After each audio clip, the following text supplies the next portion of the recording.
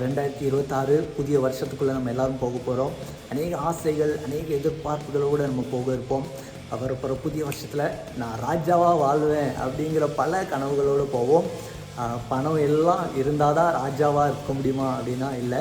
பணத்தோடு சேர்த்து குணமும் இருக்க வேண்டியது ரொம்ப அவசியமாக இருக்குது. பைபிளில் ஒரு ராஜாவுக்கு குணத்தை ரொம்ப ஈஸியாக சொல்லியிருக்கு. நான் உங்களுக்காக வாசிக்கிறேன். நீதிமொழிகள் 19ஆம் அதிகாரம் வசனம் 12. ராஜாவின் கோபம் சிங்கத்தின் கெர்ச்சிப்புக்கு சமானம், அவனுடைய தயை புல்லின் மேல் பெய்யும் பனி போல் இருக்கும். இந்த ஒரே வசனத்தில் ராஜாவுடைய 2 குணமும் இருக்குது. ஒன்று ராஜாவுக்கு கோபமும் இருக்குது, இன்னொன்று ராஜாவுக்கு தயையும் இருக்குது. இங்கிலீஷில் சொல்லணும்னா ஆங்கர் ஆஃப் அ கிங், இன்னொன்று ஃபேவர் ஆஃப் அ கிங். இந்த ராஜாவுக்கு கோபம் எப்படி இருக்குது?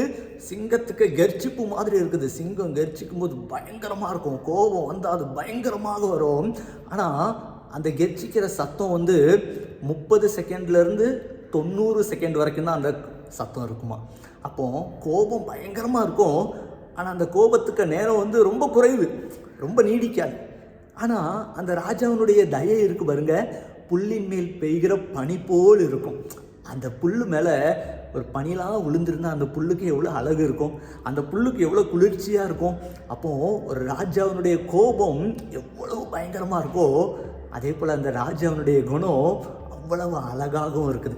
அதுதான் ரொம்ப தெளிவாக சொல்லியிருக்குது. சில நேரங்கள் நமக்கு எல்லாருக்கும் கோபம் வரும் பொழுது அந்த கோபத்தை விட்டு கொஞ்சமும் நம்ம இறங்கவே மாட்டோம். கோபத்தை அப்படியே பிடிச்சிருப்போம். அது பல நாட்கள் போவோம், பல மாதங்கள், பல வருஷங்கள், அது சந்ததிகளாக போயிட்டே இருக்கும். அந்த கோபங்கள், அவங்களாம் மனுஷங்க. ஆனால் அந்த கோபத்தோடு சேர்த்து குணத்தையும் தயையும் வைக்கிறாங்க பாருங்க, அவங்க தான் மனுஷங்க. அவங்க தான் இந்த ராஜாவை போல வாழவே முடியும். ஒரு பழமொழி சொல்லுவாங்க, எங்கே கோபம் இருக்கோ அங்கே குணமும் இருக்கும் அப்படின்னு சொல்லுவாங்க. சரி, இப்போ நம்ம பல சமயங்கள் கோபப்படும் பொழுது நம்ம மன்னிக்கவே மாட்டோம், தயவு காண்பிக்கவே மாட்டோம். நம்ம சொல்லுவோம், என்னுடைய தயவுக்கு, என்னுடைய மன்னிப்புக்கெல்லாம் இவங்க தகுதியே இல்லை அப்படின்னு சொல்லுவோம். உங்களுக்கு ஒரு சின்ன விஷயத்த சொல்ல ஆசைப்படுறேன். யாருக்கு நம்ம தயவை காண்பிக்கணும் அப்படிங்கிற ஒரு காரியத்தை சொல்கிறேன். இப்போ ஒரு மனுஷனுக்கு நான் ஒரு வேலையை கொடுக்குறேன்.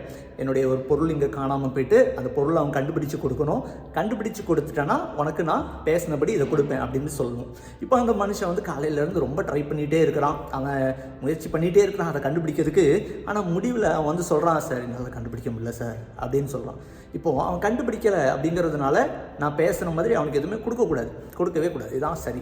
ஆனால் அவன் கண்டுபிடிக்க முடியல, ஆனாலும் அவன் முயற்சி பண்ணணும், அவன் ட்ரை பண்ணான், அதுக்காகையாவது நான் அவனுக்கு கொடுத்து அனுப்புவேன் அப்படின்னு நான் கொடுக்குறேன் பாருங்க, அதுதான் தயை. நம்ம தகுதியே இல்லை அப்படின்னு சொல்லும் பொழுதும் அவங்களுக்கு அந்த தயையை நம்ம கொடுக்கணும். ஏன்னா அவங்க அதுக்காக 1% முயற்சி பண்ணியிருப்பாங்க, கண்டிப்பாக முயற்சி பண்ணியிருப்பாங்க. அதாவது பார்த்து என்ன பண்ணணும், இல்லை நம்ம தயையை கொடுக்கணும். வெறும் கோபத்தை மாத்திரம் வைக்காதபடி நமக்குள்ள தயையும் வைக்கணும், நல்ல குணத்தையும் வைக்கணும்.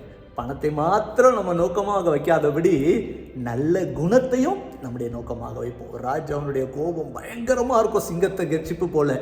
ஆனால் அதே ராஜாவுடைய குணம் புல்லின் மேல் பெய்கிற பனி போல் இருக்கும்.